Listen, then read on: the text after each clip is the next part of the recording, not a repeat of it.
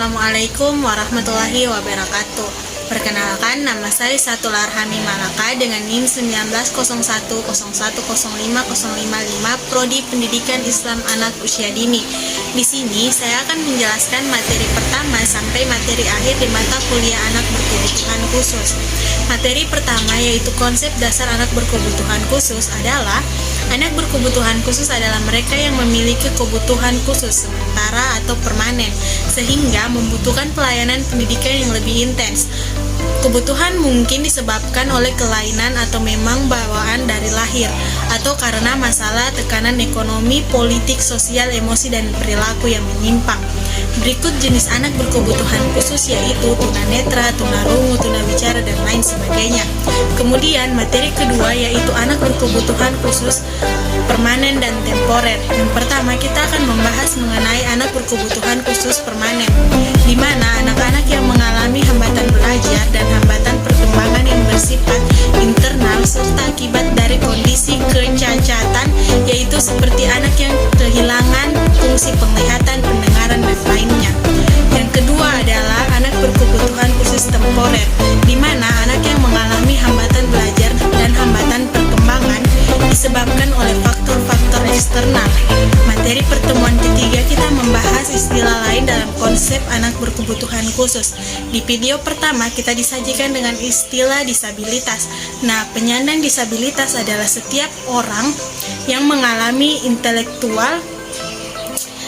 keterbatasan fisik, intelektual, mental, dan sensori dalam jangka waktu yang lama. Dalam berinteraksi dengan lingkungan dapat mengalami hambatan dan kesulitan untuk berpartisipasi secara penuh dan efektif. Disabilitas berasal dari serapan kata berbahasa Inggris disability atau disabilities yang menggambarkan adanya ketidakmampuan atau kekurangan yang terdapat pada fisik maupun mental sehingga menyebabkan terjadinya keterbatasan pada pengidapnya untuk melakukan suatu aktivitas. Di video kedua menjelaskan tentang penyandang disabilitas adalah bagian dari keragaman manusia, tidak hanya laki-laki dan perempuan, tinggi pendek, hitam putih, tua muda, tetapi ada juga disabilitas dan non-disabilitas. Materi pertemuan keempat yaitu mengenai anak berkebutuhan khusus dengan masalah penglihatan atau biasa disebut dengan tunanetra. Secara medis, individu dengan loss vision memiliki ketajaman penglihatan antara 20-70 dan 20-200 dibandingkan kemampuan penglihatan orang yang menggunakan kacamata. Istilah tunanetra dalam KBBI edisi ke-5 2016 memiliki arti tidak dapat melihat atau buta.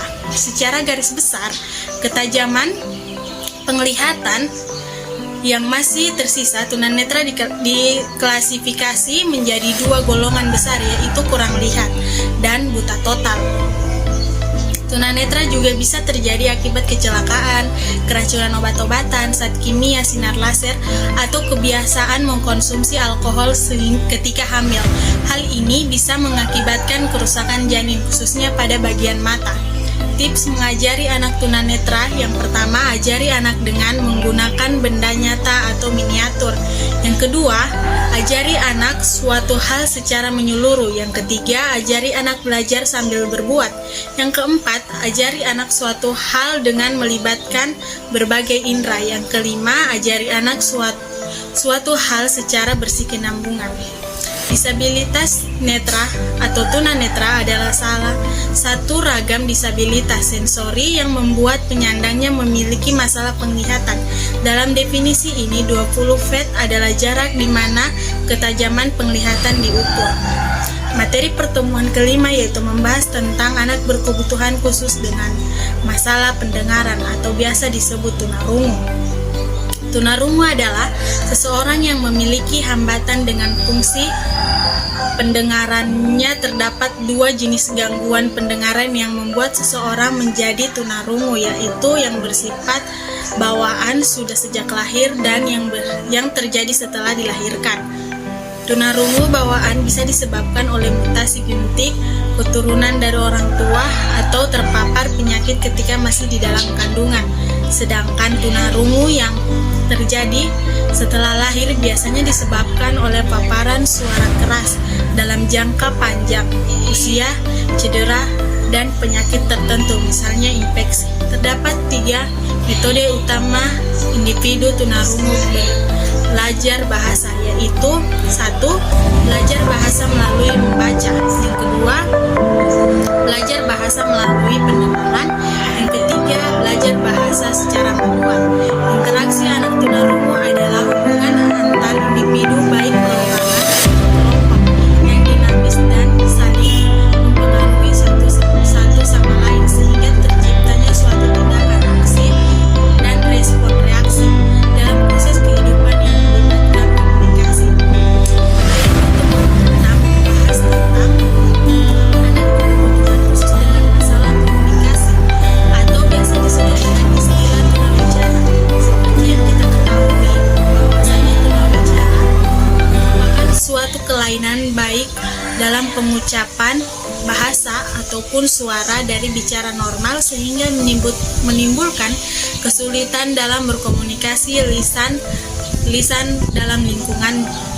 Terdapat tunawicara dapatkan di usia dewasa dan adult spell impair. Kondisi ini sering disebabkan oleh adanya kelainan pada otak dan sering disebabkan oleh trauma kepala.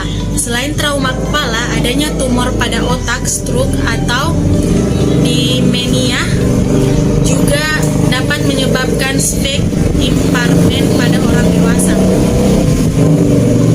Tips berkomunikasi dengan teman tunawicara: yang pertama, mendapatkan fokus perhatiannya. Yang kedua, berbicara tidak terlalu cepat. Yang ketiga, tidak berbicara di tempat gelap. Yang keempat, tidak sedang mengunyah atau merokok saat berkomunikasi. Sekian dari penjelasan materi saya, lebih dan kurang